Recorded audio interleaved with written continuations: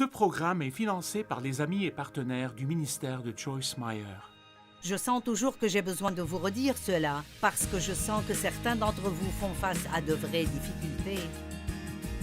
Et vous méditez et vous pensez encore et encore. Je ne pense pas que je pourrais faire ceci, c'est juste beaucoup trop. Nous prions toujours pour que Dieu nous délivre de quelque chose, au lieu de prier pour qu'il nous donne la force et la grâce et la sagesse dont nous avons besoin pour traverser cela.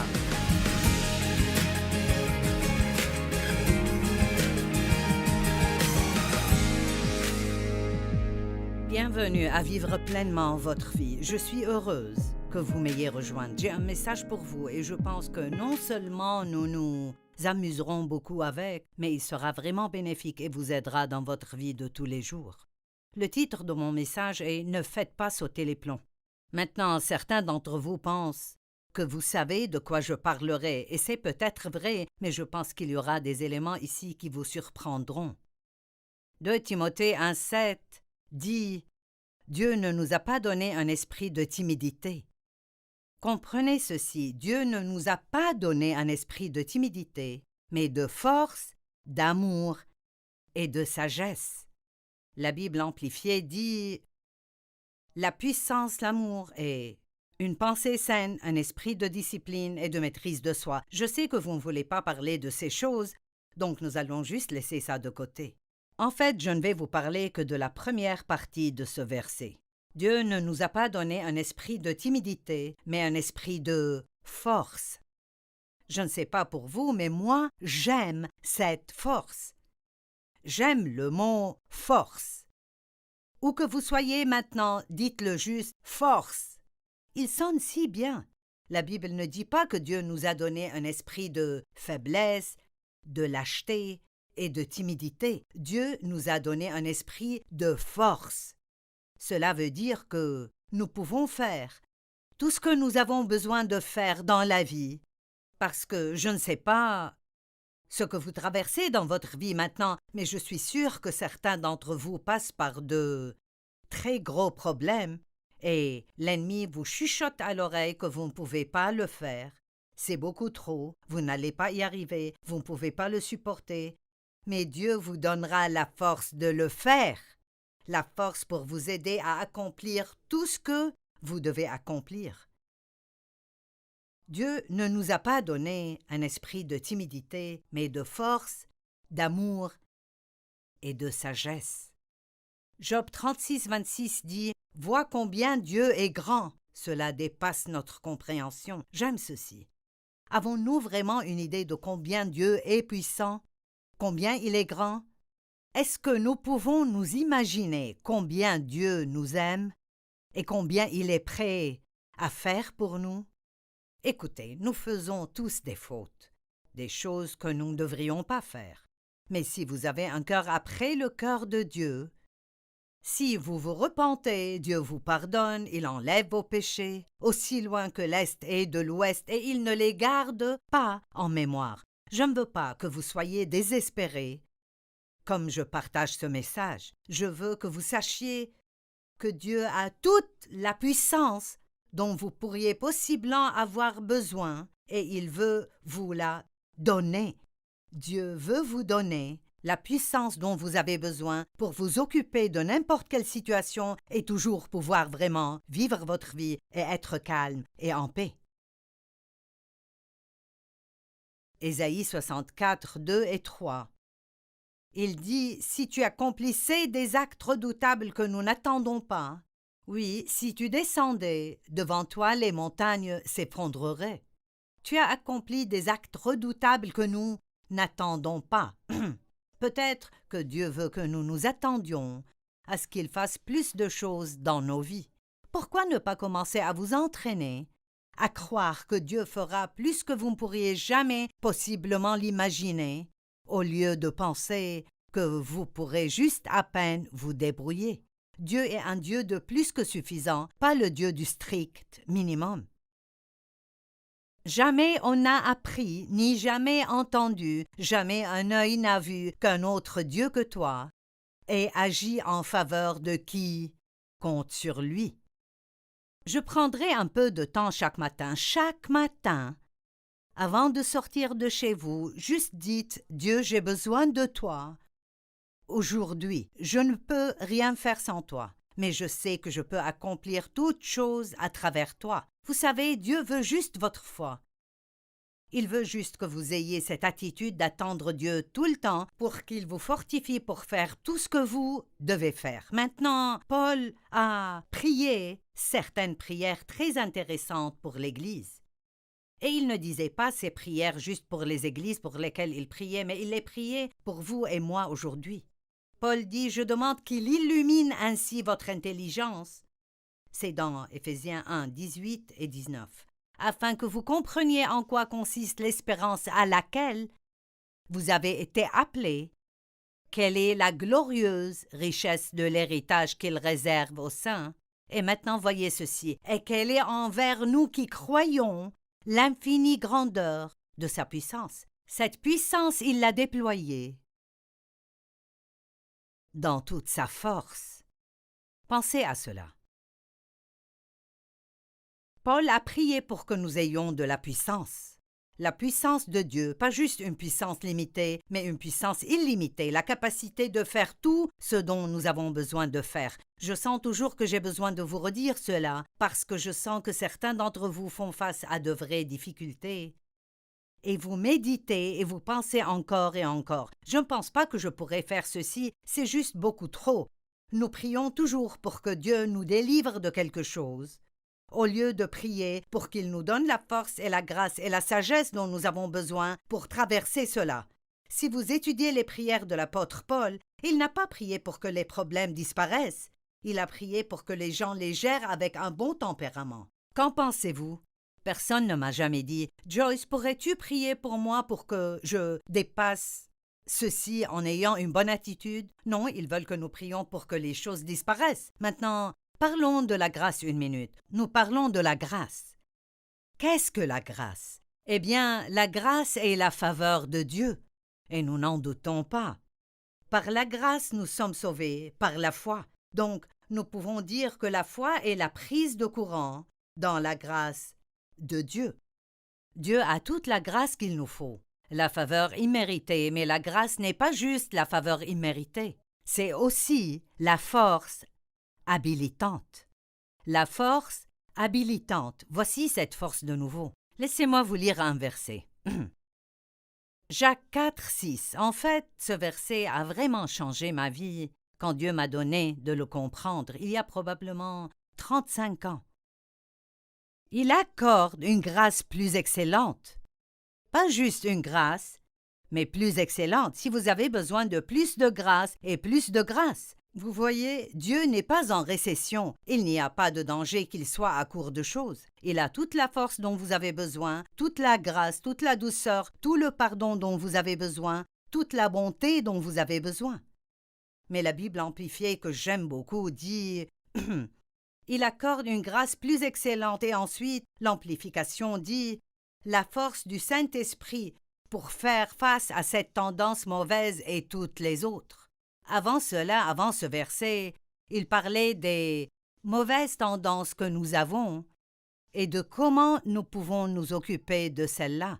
Comment puis-je ne pas me comporter mal? Comment puis-je ne pas avoir une mauvaise humeur et ne pas être jaloux et ne pas pécher et faire des choses que je ne devrais pas faire? Eh bien, pas juste avec détermination ou volonté ou juste parce que vous décidez cela. J'ai besoin de l'aide de Dieu et vous en avez besoin aussi.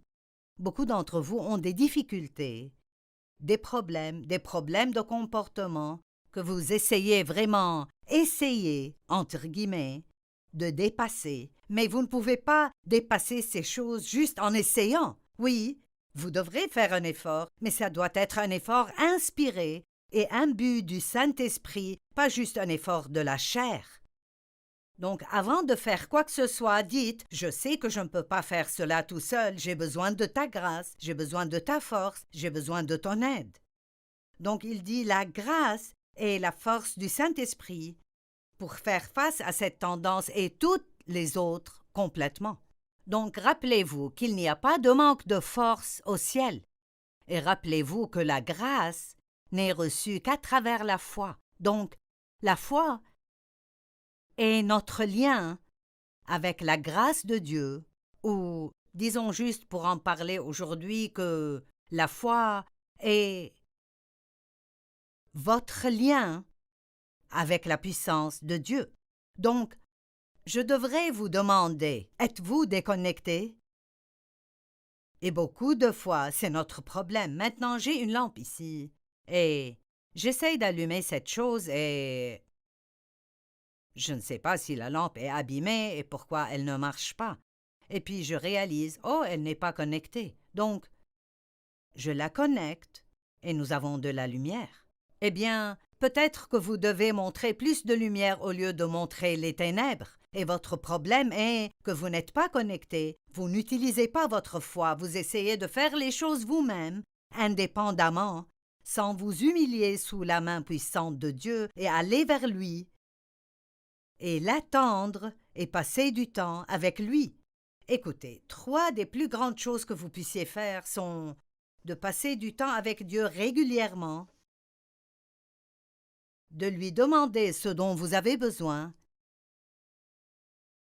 et de passer du temps avec la parole. Si vous voulez avoir une marche forte avec Dieu, vous devrez y investir du temps. 2 ou 3 minutes chaque matin ne seront pas assez. Il y a trop de choses qui arrivent dans le monde qui nous enlèvent la puissance ces jours-ci. Nous devons avoir plus de puissance. Il y a plus de problèmes dans le monde aujourd'hui, et au lieu de juste vous en plaindre, nous devons réaliser que nous avons besoin d'avoir plus de puissance. Vous dites, d'accord Joyce, tu sais, je suis un chrétien, je vais à l'église tout le temps, je lis ma Bible, je prie, mais quand même, j'ai juste tous ces problèmes et je prie à ce propos. Je sens que je suis connecté, comme tu me le montres, mais les choses ne semblent toujours pas marcher comme il faut. Eh bien, parfois vous pouvez être branché, mais vous faites sauter un plomb. Avez-vous jamais eu une situation dans votre vie où l'électricité coupe dans une partie de votre maison? Et nous avons tous en quelque sorte appris maintenant que si vous ne pouvez rien trouver d'autre, eh oui, vous êtes sûr que c'est branché, mais vous n'obtenez toujours pas de puissance là. Oui, je suis branché, mais quelque chose cloche. Ensuite, la chose suivante que nous faisons est d'aller et de nous assurer de la boîte à fusibles ou du disjoncteur.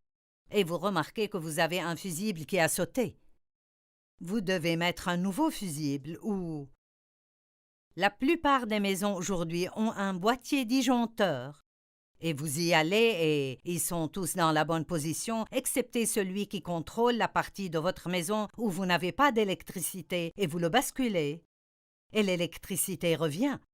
Eh bien, j'ai trouvé quelque chose qui est vraiment intéressant. Un disjoncteur est conçu pour stopper ou arrêter l'électricité quand un problème est détecté et détecté. Pensez à cela. Donc, voici ce que je dis. La puissance de Dieu est disponible. Nous avons peut-être la foi, nous prions peut-être dans la foi, mais nous avons peut-être de mauvais comportements ou des erreurs. Encore et encore et encore, et Dieu continue à nous corriger, mais nous continuons à lui désobéir. Donc, bien que la puissance soit là, et je sais que je dois passer du temps avec Dieu, donc je le fais, je lis ma Bible. Je prie tous les jours avant d'aller au travail, je vais à l'église le dimanche. Savez-vous combien de personnes font toutes ces choses? Mais elles ont de la jalousie, de l'envie et de l'apitoiement sur soi et de l'avidité et toutes sortes d'autres choses dans leur vie dont elles doivent en quelque sorte s'occuper. Et en tant que croyants en Christ, nous devons réaliser que nous sommes appelés à nous séparer des non-croyants. Et cela ne veut pas dire que nous n'avons rien à faire avec eux, mais que nous ne pouvons pas nous comporter comme eux. Nous sommes dans le monde, mais nous ne sommes pas du monde. Donc, j'ai 3 choses ici qui, je pense, vous feront faire sauter un fusible, ou 3 choses qui pourraient court-circuiter votre disjoncteur, et vous aurez peut-être besoin de rétablir certaines choses dans votre vie. J'espère que vous restez avec moi. Donc, la première chose est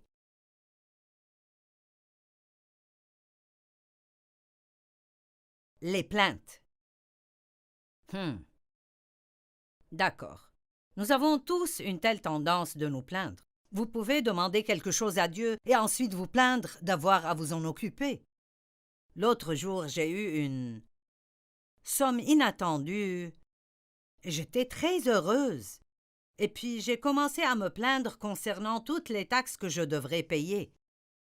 Allez, est-ce que quelqu'un fait ça? Eh bien, Dieu voulait que je me concentre sur la bénédiction, pas que je commence à me plaindre concernant les taxes que je devais payer. Il peut faire que je n'ai pas à payer de taxes, mais alors je n'aurai pas de revenus. Et donc, c'est si facile de tomber dans ce piège de se plaindre même concernant les bénédictions que Dieu nous donne. Peut-être que vous vouliez une plus grande maison et Dieu vous l'a donnée, et maintenant vous vous plaignez parce que vous avez une grande maison à nettoyer. Croyez-moi, tout ce que vous amenez chez vous nécessitera un peu de soin et d'entretien, donc vous ne pouvez pas juste vouloir des choses et ne pas vous attendre à devoir en prendre soin. Philippiens 2,14 Faites toutes choses, c'est-à-dire vos choses et mes choses, faites toutes choses, sans vous plaindre, sans rouspéter et sans discuter. Wow! Vous savez, la grâce est supposée provoquer la gratitude et la reconnaissance de la part du récepteur. Quiconque reçoit la grâce devrait remercier le donneur qui est Dieu, ne pas se plaindre, mais être reconnaissant. En fait, je pense que merci est l'un des mots les plus puissants au monde. Je pensais écrire un livre juste à propos du mot merci. Nous devrions tous dire merci au Seigneur et probablement aux gens, beaucoup plus que nous le faisons. Paul remerciait toujours Dieu. Il le remerciait pour sa grâce. Il le remerciait pour sa puissance. Il le remerciait pour ses bénédictions. Il a enseigné aux gens de remercier Dieu. 2 Thessaloniciens 5,18 dit « Telle est la volonté de Dieu, c'est que vous rendiez grâce en toutes choses. » Remerciez Dieu pour toutes choses. Je vais vous poser une question. Est-ce que vous vous plaignez? Est-ce que vous marmonnez et vous râlez et vous rouspétez? Est-ce que vous vous réunissez avec vos amis pour dire des commérages? Peut-être que ces choses vous font faire sauter un fusible et vous devez aller basculer le disjoncteur aujourd'hui et dire « D'accord Dieu, je comprends. Je t'aime vraiment Seigneur. Mais j'ai laissé l'ennemi me surprendre et me donner une mauvaise habitude, et je réalise maintenant qu'elle ne te plaît pas.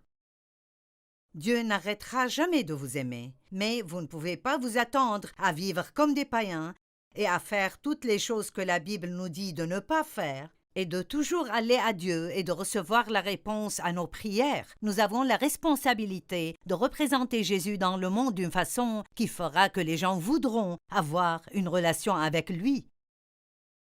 Et j'espère que vous aimez ma prédication parce que moi je l'aime. J'aime prêcher à propos de choses pareilles. Je ne sais pas pour vous, mais j'ai besoin d'aide. J'ai besoin que quelqu'un me prêche une parole qui me gardera sur le droit chemin, parce que la chair est forte et elle peut vraiment essayer de vous égarer. Paul a dit « Béni soit Dieu pour son don incomparable ». Philippiens 4,6 « Ne vous mettez en souci pour rien, mais en toute chose exposez vos demandes à Dieu, tout en lui exprimant votre gratitude et reconnaissance. » Vous savez, la reconnaissance. Un cœur qui apprécie engendre en nous un désir d'être bon envers d'autres. Partout dans la Bible, vous trouvez des versets à propos de la reconnaissance.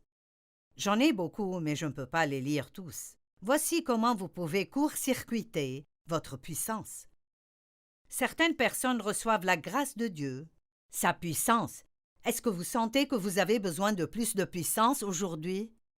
Et ensuite, ils s'apitoient sur eux-mêmes, ou ils disent ou font des choses pour avoir la pitié d'autres personnes.